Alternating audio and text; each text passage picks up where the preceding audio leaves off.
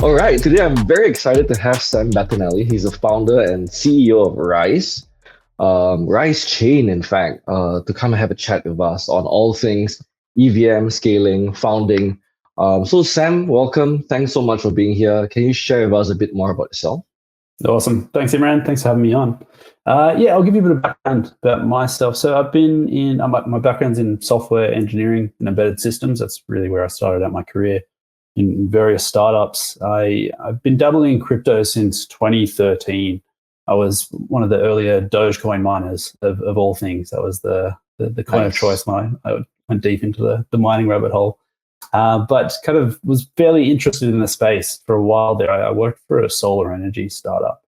And one of the biggest challenges that they had, it was a remote solar energy startup where you do like microsystems out in regional areas of Cambodia and in Africa.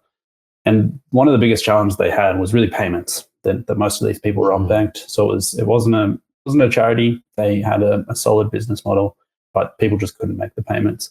And that's when I fell down the crypto rabbit hole a little bit more. I started playing with it, like looking at these like play to earn games as a way to onboard users and hopefully get them onboarded into crypto.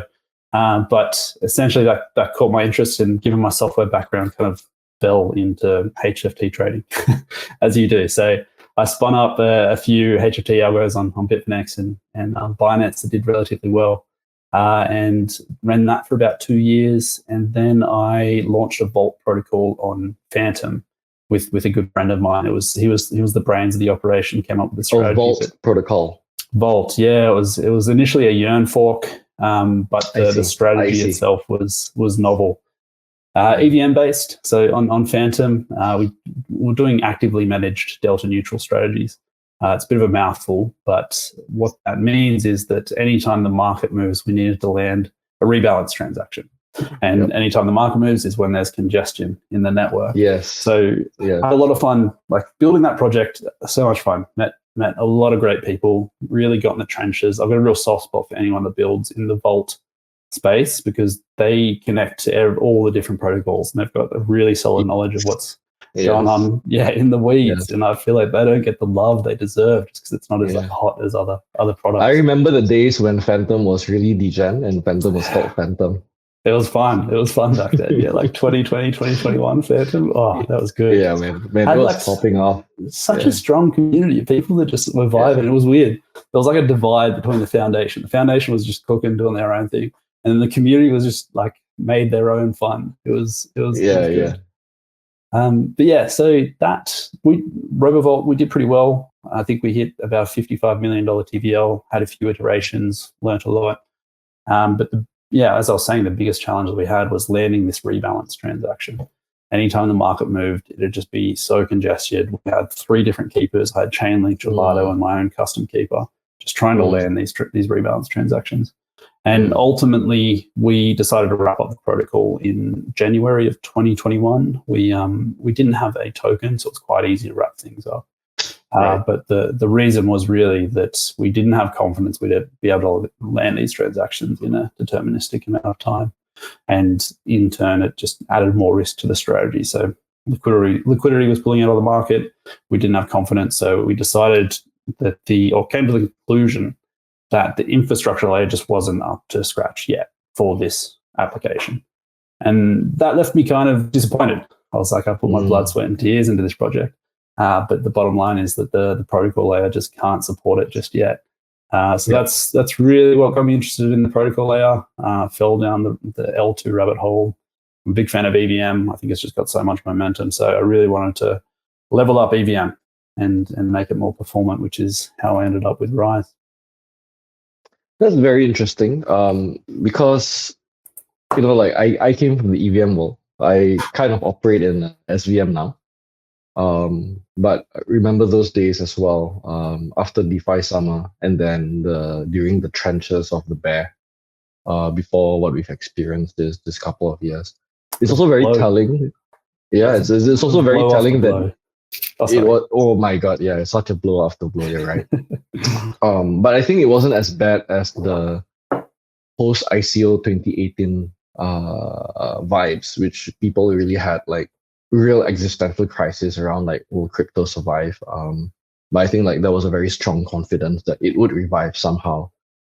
Um, so my question, because what's very notable to me is that you guys couldn't figure out the execution perfectly, and you guys said, okay, we're not confident with this product. We're gonna close it off. We're gonna find the next better thing. Where maybe some other founders would have minted a token, gotten a payday, and then closed off, right? Um, which is what we've seen with like Friendtech and stuff, other some of the other things that's being built in the space. So clearly that's not your motivation. You talked about making things better. What's the biggest motivation here for you? For biggest motivation for me, I think, I guess essentially what's keeping me in this space is it's a bit of a long story. I come out from from an engineering mindset. As I mentioned, I was in embedded systems, software engineering. I spent a lot of time reading data sheets. Part of embedded systems is you need to understand how all the different ICs work and what integrated circuits work, how to integrate with them. And I'd also wrote a bunch of protocol specifications. So like we'd write code, we'd write a product, create a product, and then we need to tell people how to interact with that product. And the thing that really blew my mind about crypto and like what got me really excited about vaults in the first place was that when you're building your product, you're writing the business logic at the same time as writing your protocol specification. Sounds like a mouthful, but essentially what I'm saying is that you're building your code, you deploy that code, anyone can then interface with that code. You don't have to have all these layers. You don't have to create a SaaS payment schedule for people to come and integrate with it.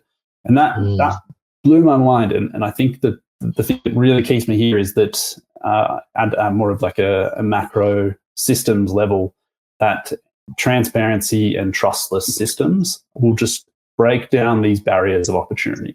So the fact that I could plug into any product, I could plug into Uniswap, build a product. In 2 weeks, we had $5 million of deposits in this product that, like, but in hindsight, I had no idea what I was doing. And it was like really dangerous. So I learned a lot from that. But the fact that like these transparent and trustless systems can really break down barriers of opportunity. So anyone in the world has just levels up their access. I think we're only a handful of really killer apps away from the rest of the world waking up to this. So I think, it really just takes like a single application to really shift the sentiment across the world of crypto and the potential it has. And that's really wakes me up, it keeps me fired up.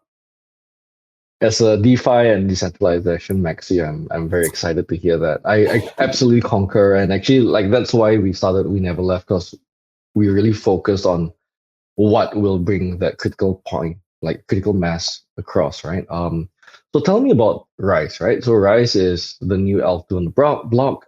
It's ushering in the GigaGas era. It's the Ethereum broadband moment. Can you tell me more about the problem you're solving, and can you maybe explain to me like I'm five?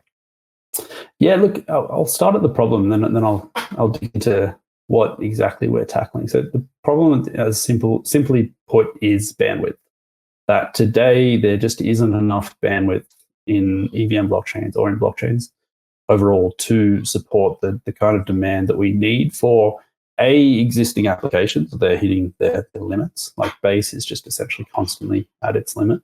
And new applications that are not viable unless the bandwidth is much higher. And I like to look at the internet, history with the internet as an example. Back in the dial-up period, or shortly after the dial-up period, we had no idea that speeding up throughput would lead to things like Instagram or Facebook, Snapchat, YouTube, even these hundreds of billions of dollars worth of value coming out of these products and improving communication across the world. And I think that's really what I look to. That once we have this broadband moment, once we really level up the speed, it's like another word for it is the fiber optic moment, when we really speed things up. I think it's going to unlock some really interesting applications that what I was talking about. It's like these it's like somewhat long tail, but it's a few applications that can really make the difference in this space. And I think performance and bandwidth is what can unlock it. And so our approach to tackling that problem is we're going down we're building a high performance EVM based layer 2. And I can work through those decisions. So on the performance front, in the layer 2 landscape, data availability was the bottleneck for a very long time. It's from the start of Arbitrum to Optimism. They were limited by the cost and the throughput of Ethereum's data availability. Thanks to things like Celestia and EigenDA, that's no longer the case. It's actually execution, state access that are now the bottlenecks. And I don't want to bore people by digging into the weeds too much, but essentially that's where we are focusing. We're building fully open source execution, state access tech to tackle those problems head on. And what's really, really amazing about that, by tackling these, we're going to dive into the GigaGas era of 1 gigagas per second and well beyond, and we'll also reach beyond 100,000 transactions per second, which is going to unlock some of these awesome applications. And I'll just speak quickly to why we decided L2 was the right approach. And it's because we wanted to build the most performant blockchain, and layer 2s have a distinct advantage against layer 1s. Because they're leveraging the security from Ethereum, they don't need to build a consensus network. And now in layer 1s, it's the consensus layer that actually becomes the dominant or primary bottleneck. That we don't need to send multiple messages across the world to reach consensus. We simply need to process the transactions and access the state as fast as possible. So that's why we're building EVM layer 2. That's very comprehensive. I think what's really stood out for me is around the GigaGas bandwidth, the 100,000 TPS, and also the claim of 10 millisecond and below blocks, right?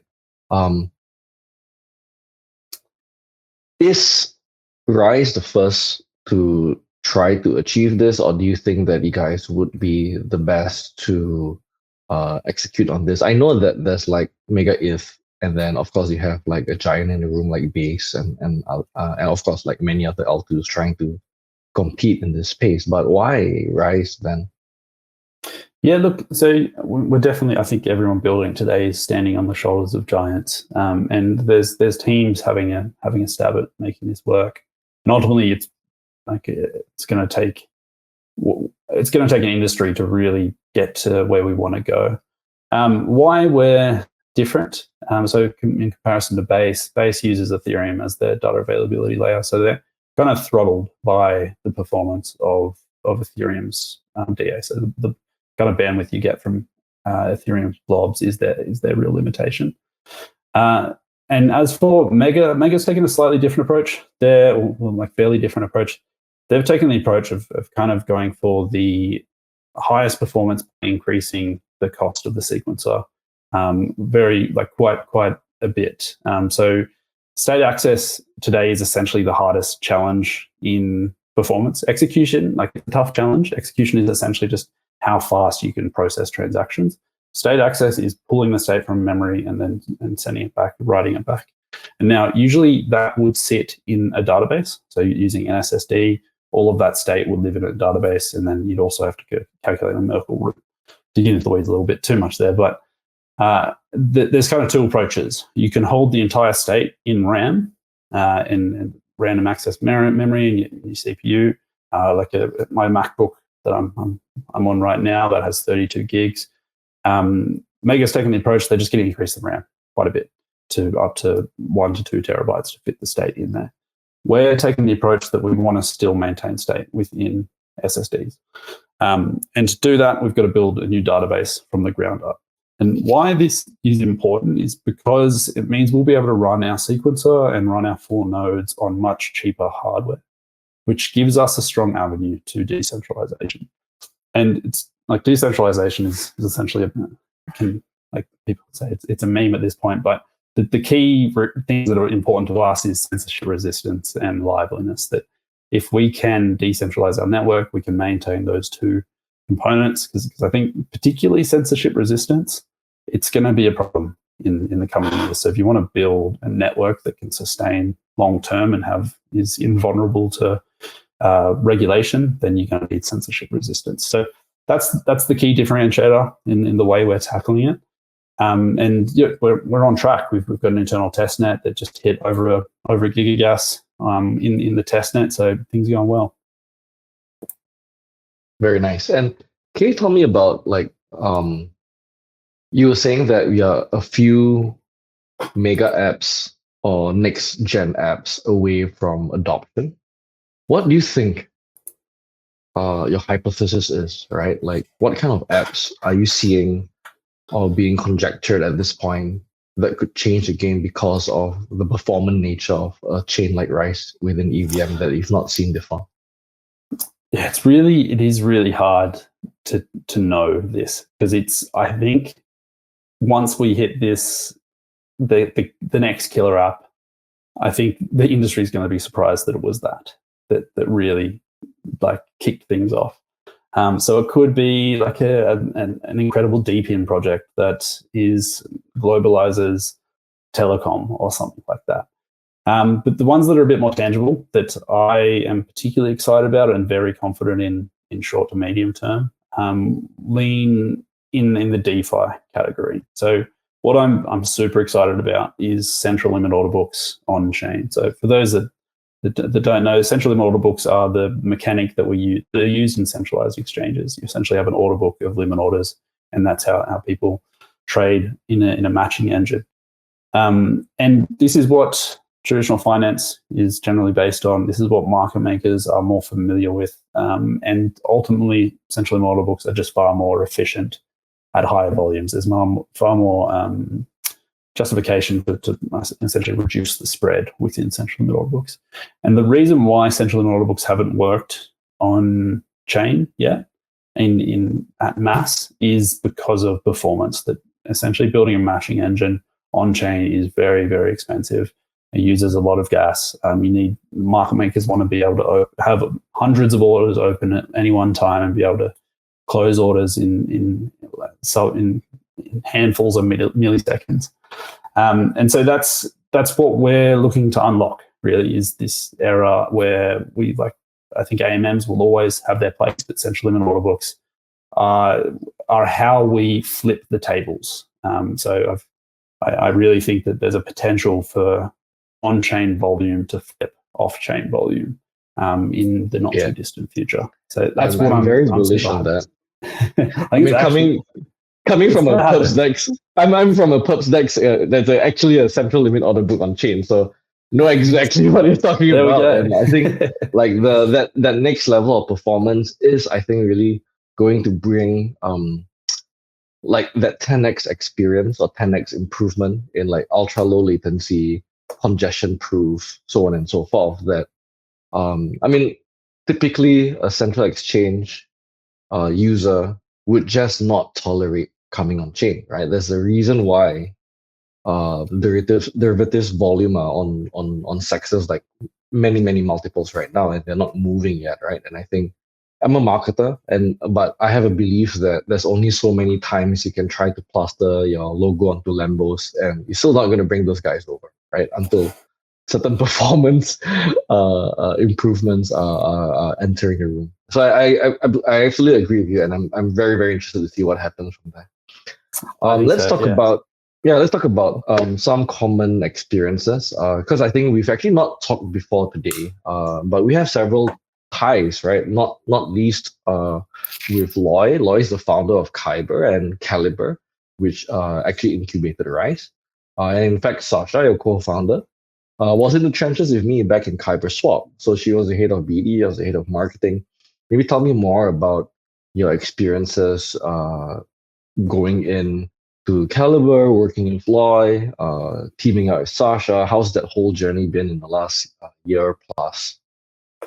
Yeah, it's been a whirlwind, man. Like going from winding down Rover in January last year to now, we've got a team of 12 people building, really tackling a very ambitious goal.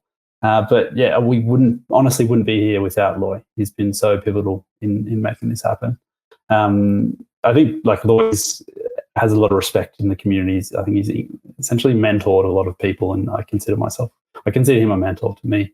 But the story is that I met Loy through mutual connections in, I think, October last year. And this was when I was deep down the L2 rabbit hole. Share was essentially sharing my thinking on how to tackle these problems, that there was a big opportunity given DA was no longer a bottleneck. And he liked the thinking, I guess. He decided to take a risk with me, wanted to incubate the project. He connected me with Hai, our CTO, who is, it's very important to have really strong co-founders. I mean, co-founders are like, it's like a marriage. And I had this conversation with Hai when I first met him. I said, look, having co-founder is like a marriage. Like, we need to talk through the tough problems now to make sure like we're not going to get divorced. But yeah, he connected with Hai, and I guess Loy had a good eye for it. He thought that we'd be a good fit. And then, so Hai is really strong technical engineer, systems engineer. He built our parallel EVM engine.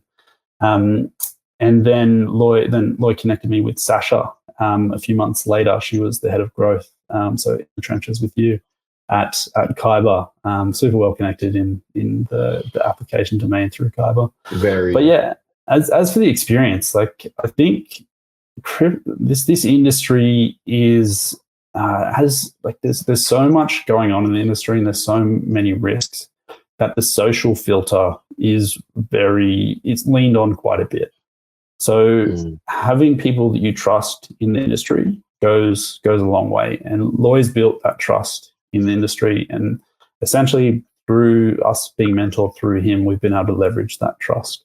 And that's helped us meet the right people and connect with some really great people to help us get to where we are today, and that have committed to helping us in the future as well. Yeah, I'm very happy to see that.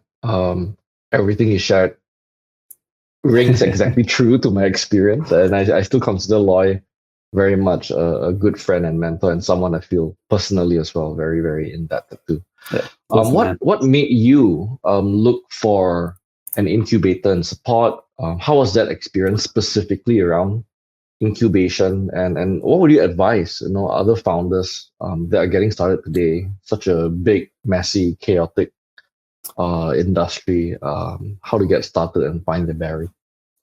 Yeah, I think it's like it takes time to meet people and build relationships. I think that's really important in the space. And a lot of things you can't be told, you've got to learn yourself through trial and error, essentially. Yeah. So my advice to people, and it sounds a bit hand-wavy, but I think it still rings true in this industry quite a bit, is provide value to other people. That's really how you build the strongest relationships, how to create opportunity for luck. It's this idea that you put yourself in the positions where luck can happen. So be it if you're a developer, like, offer to help people in the industry with their problems in your spare time if you've got it available, or if you can help someone out through a connection, or that you can do some co-marketing or something like that. There's, like, people, if you can help people, it's gonna pay it forward eventually. That's how we ran RoboVault. We essentially did consulting for a few months after that as well, and that's what we did, and it panned out that we were connected to the right people. And things like you said, that not launching the token in for RoboVault, I wouldn't have been able to build Rise if I launched a token and left the project. So just maintain doing the right thing by people and add value to others, and things will pan out in your favor. It sounds like a bit of a whack, but like it works. It actually works. It's so true though, right? Because the market remembers. That's it. Yeah, especially when you're talking about like the builders and the builders that really matter. Absolutely. Yeah. So I'm very interested. So I saw the announcement of your raise for Rise of 3.2 million. So congrats on that. Thank you. I saw people like Vitalik, Sandeep, Sam, Stani, Sasal all invested. How did you get a chat with Vitalik, or did you get a chat with Vitalik, and how do you get him to invest? I'm interested to know that backstory. Yeah, everyone asks this question. So I met Vitalik in March this year. Loy's known Vitalik for a long time. Vitalik was an advisor of Kyber. I think Vitalik's advised maybe 2 companies, and one of them was Kyber. He's not moved his KNZ tokens at all. Yeah, it's still there. That's cool. But yeah, so Lloyd invited us for a hike. That's when I got to meet him. And I think I won't put words in the mind of Vitalik. He's much smarter than I am. But I think what interested him about Rise is that we are trying to tackle tough problems. We're very Ethereum aligned. We're building, we're contributing to the base sequencing ecosystem, both technically and by deploying in it. And we're trying to tackle some tough problems in a fully open source manner. We're tackling execution, we're tackling state access. We've got a hope that the tech that we use eventually gets used in the L1. I know it's going to be used in execution layers. It's definitely in L2s. So yeah, I think it's that. Just mostly alignment. The tech we're building is interesting. We're trying to push the envelope. I think that's what caught Vitalik's attention. Now, it's a very different motive to most of the other investors. Vitalik's unique in that regard that he invests. I suspect he invests through passion and alignment more so than financial gain at all. I don't think Vitalik cares about money at all. Does Vitalik care about DeFi though? What do you think? I think he cares more about it now. I know he cares a lot about cold plunges though. I heard that. Absolutely. Yeah. So you talked to me a lot around the decision matrix that you have, right? Like why you make some decisions, how you guys make decisions. And obviously a lot of this is based on the information, the view, the take that you have, right? What do you think that most people in the industry, most builders, participants in the industry in crypto get wrong that you are having the right take on, the right approach on today, if you have any? I think in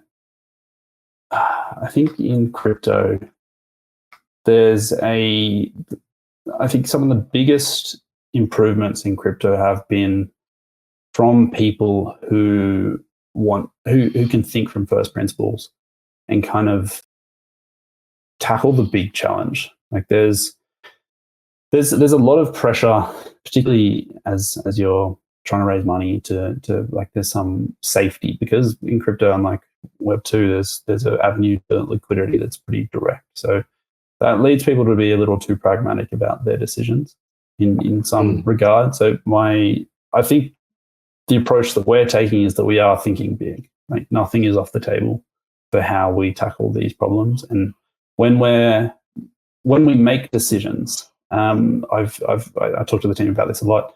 That the tough challenges are, and again, it's like a startup phrase, but tough challenges are opportunities in disguise. So say if you've got 10 startups that are all making decisions, say each of them hit the same fork because they're going towards the same decision. There's two options. One option is the easy option that seems pretty pragmatic. It's going to be fine. The other one is the other option, the hard option, but it's difficult. There's uncertainty, but the upside is higher. Now, most of the time, those 10 projects are going to make the easy decision. It just makes sense. Like, let's make the easy decision. And you have 100 of these decisions throughout the week. Whereas if you're the one team that makes the tough decision, that goes, all right, I'm actually going to take on these tough challenges. You do that enough times iteratively, and you end up building a very different and much better product long term. So I think that's an approach we take in how we make decisions. Really, like nothing's off the table. We don't spend too much time looking at competitors. We really want to just do these things the way we want to do, and like to do it the best way, essentially. So you seem to have pretty strong opinions. Do you have a controversial opinion that you have about crypto you'd like to share? I've got controversial opinions, none that I want to share. One is, I've already mentioned it, so it's not that spicy. Yeah. Is that I genuinely do think, and I'm willing to put money behind this, that DeFi DEX volume will flip centralized exchange volume in 2025. In 2025? I think it's going to happen. That's very interesting. The tech's lined up. Where are we now? We're at about 15%? I think it peaks to about 15%, but sits around 5 to 10. But right. we can do everything. We now have the wallet technology that can have the same experience. The on and off ramps have got really good. We have the infrastructure. Well, we will have the infrastructure to support very, very high performance centrally model works. So yeah, I think we're on the cusp of making this happen. Dex flip sex in 2025. We heard it here first. That's a plan. And I would love for that to happen, by the way. Let's do it together. Let's make this happen. Yeah, let's do it. And if this is my last question on the list, right? Like, if you could remove someone or an organization from the industry, would you? And who would that be? I'm gonna have to give you a lame answer. I think the best thing about crypto in this space is that we couldn't remove someone if we tried. That it's a free market. That I don't think anyone should have the power to remove people from the industry except for the technology and the community. Sorry, Imran, that's spoken like a true purist. So tell me more about what's coming up next for Rise. You mentioned there's an internal testnet. What's on the roadmap? What do people look out for next? Yeah, so we have an internal testnet. The dev team's cooking hard at trying to get that solid, super stable. I come from the app domain, so I know how important it is to have rock solid infrastructure. As if a dev plugs into our chain and they have a bad experience with an RPC, they're not going to come back. So really trying to get that refined and solid. To that end, we happen to have a public testnet in the coming months. I won't put a date on it because I'm an engineer, so I know we will not deliver if I say a date. But yeah, pushing for that. Otherwise, in the meantime, we're working with builders, onboarding builders that are excited about what we're building and want to cook up some cool products. We're likely to announce a builders program in the coming weeks or months. And otherwise, just having a lot of fun in the community. Like I welcome everyone to come over, chat on Discord. There's some creative people in the community. There's this rice meme has caught a bid. Just because rice sounds like rise. Yeah, so you guys your mascot is a sushi roll, right? Like what's that called? What's that triangle called? I can't remember. I should know this, but off the top of my head, I can't. But basically, the triangle sushi roll. Yeah, I got it. It's very cute. Yeah, cool. Thanks again, Sam, for coming on. I believe we'll probably need to touch base on that prophecy that you've had and maybe what happens after mainnet. So it sounds like a second conversation is on the cards, right? But till then, if there's any last words you'd like to share, and before we leave. Look, no, thanks so much for having me on, Imran. It was great to have a chat. And yeah, if there's any builders listening to this, please come check out what we're doing. We're a very builder-friendly ecosystem, so hit up anyone in the team. I will happily jump on a call with anyone, and we'll help you build what you want to build and make it work. Lots of opportunity. But yeah, thanks so much, Imran. It was a great chat.